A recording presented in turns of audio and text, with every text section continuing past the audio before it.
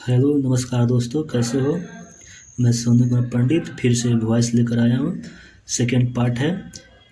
जो भी दोस्त अभी तक चैनल सब्सक्राइब नहीं किए चैनल सब्सक्राइब कर लो, शेयर कर दो और लाइक बटन जरूर दबाओ।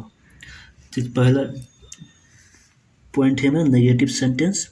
नेगेटिव सेंटेंस है I do not help you. ये हमारा प्रेजेंट इंडेफिनिट में है। कोई भी एक्टिव सेंटेंस मिलेगा पैसिव वॉइस में बदलने के लिए सबसे पहले पहचानेंगे किस टेंस में है। तो उसको पहचानने का दो तरीका है। तो पहला देखिएगा हेल्पिंग वर्ब क्या है, हेल्पिंग वर्ब क्या है। उसके बाद दूसरा देखिएगा मेन वर्ब केस क्या है, ठीक ना। तो हेल्पिंग वर्ब हमारे पास डू है और मेन वर्ब क्या है, हेल्प है। और हेल्प वर्ब कौन से फॉर्म में है, तो ये फर्स्ट फॉर्म में है। और डू जो है डच का प्रयोग जो होता है प्रेजेंट इंडेफिनिट में होता है। तो जब प्रेजेंट इंडेफिनिट में होता है तो हम बताए हैं कि प्रेजेंट इंडेफिनिट का सेंटेंस रहेगा जब पैसिव वॉइस में बदलेंगे तो हेल्पिंग वर्ब इज आर का प्रयोग करेंगे। और एक बात सुन लीजिए, ठीक ना। और एक्टिव से पैसिव बदलने का नियम होता है कि नियम है कि जो एक्टिव वॉइस का सब्जेक्ट है उसको उठाकर पैसिव वॉइस की जगह पर ले जाइए और जो एक्टिव वॉइस का जो ऑब्जेक्ट है उसको उठाकर पैसिव वॉइस पर ले आइए। इतना काम कर सकते हैं ना, तो कीजिए। यू को लाइए यहाँ पर, यू ला दिए। देखिए ऑब्जेक्टिव फॉर्म है ना, तो इसका सब्जेक्टिव फॉर्म यूए होता है। अब इसको हम जो है आई को इधर ले जाएंगे, इसका रूप क्या होता है, चेंज हो जाता है, मी हो जाता है। यू मी हो गया। अब जो होता है हेल्प जो है इसको यहीं पे थर्ड रूप में बनाकर रख दीजिए। हेल्प हो गया, थर्ड रूप में बना दिए तो का हेल्प्ड हो गया। अब इसके दोनों के बीच में बाई के साथ मी का प्रयोग कर दो, हो गया। बाई के साथ मी में प्रयोग कर दो, ये जी लग रहा है, ये बाई हो जाएगा।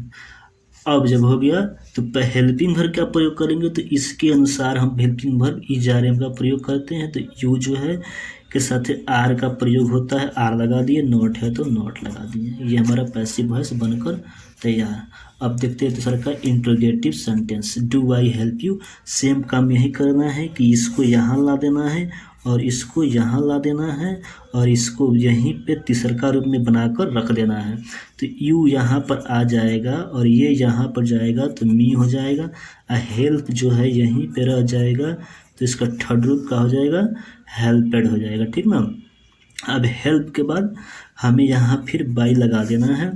अब इसके हिसाब से हमें इज आर एम का प्रयोग करना है। तो यू के साथ सब कोई जानते हैं कि आर का प्रयोग होता है और लास्ट में इंट्रोगेटिव साइन दे देना है। अब 4 नंबर है हमारे पास इंट्रोगेटिव नेगेटिव। सेम काम यही करना है, इसको यहाँ लाना है और इसको यहाँ लाना है। तो इतना काम कर सकते हैं ना। तो लिख दीजिए ब्रेड, ब्रेड, यहाँ लिख दीजिए सीता, इंट्रोगेटिव साइन दे दीजिए।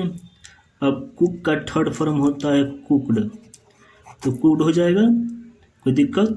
अब नॉट है तो यहीं पे नॉट रख दो। अब फिर बताया कि इसके बीच में वाई लगा दीजिए, हो जाएगा।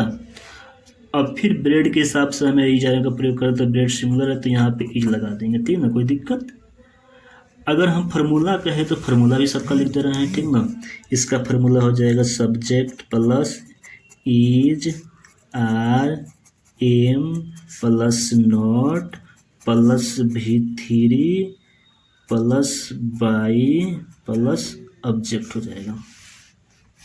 इसका क्या हो जाएगा, तो is are am plus subject plus V three plus by plus object. देख लीजिए, दिखाई दे रहा होगा तो देख लीजिए, लिखे हैं is are am plus subject plus V three plus by plus object.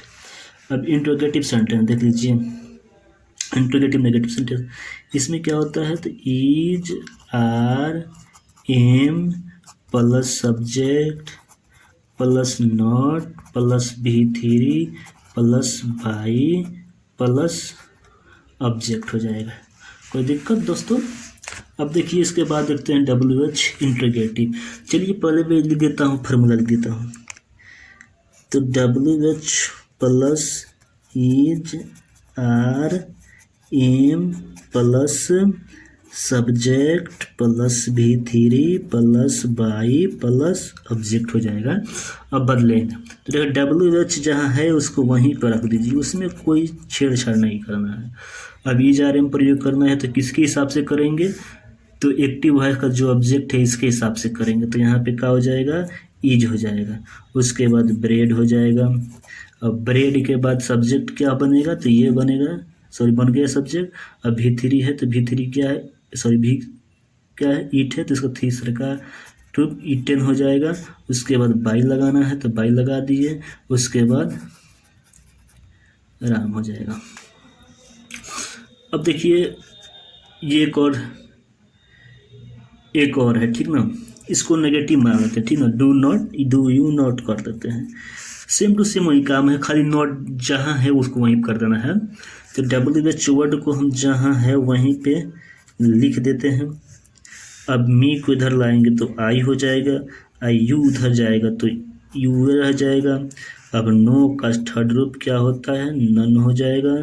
अब यहाँ पे बाई लगा देंगे, यहाँ एम लगा देंगे, यहाँ पे नॉट लगा देंगे, तो हमारा ये पैसिव वॉइस बनकर तैयार।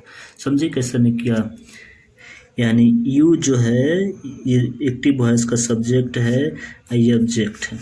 तो एक्टिव वॉइस का सब्जेक्ट जो है पैसिव वॉइस में क्या हो गया है, ऑब्जेक्ट हो गया है। समझ गए, एक्टिव वॉइस का जो ऑब्जेक्ट है वो पैसिव वॉइस में क्या हो गया है, सब्जेक्ट हो गया है। ठीक है, सब्जेक्ट हो गया।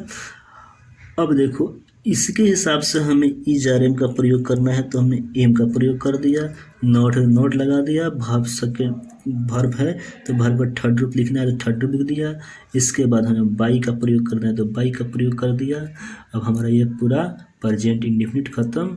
अब नेक्स्ट वीडियो में मैं प्रेजेंट इम्परफेक्ट को लेकर आऊँगा, और आप लोगों से विनती है कि आप लोग जितना से जितना हो शेयर करें और सब्सक्राइब करें और लाइक करें, ताकि मुझे मोटिवेट हो मिले और मैं अच्छे से अच्छे वीडियो बनाने की कोशिश करें। और कोई परेशानी हो, दिक्कत हो तो आप लोग कमेंट में करके ज़रूर बोलिएगा, मैं उसको सुधार करने की कोशिश करूँगा।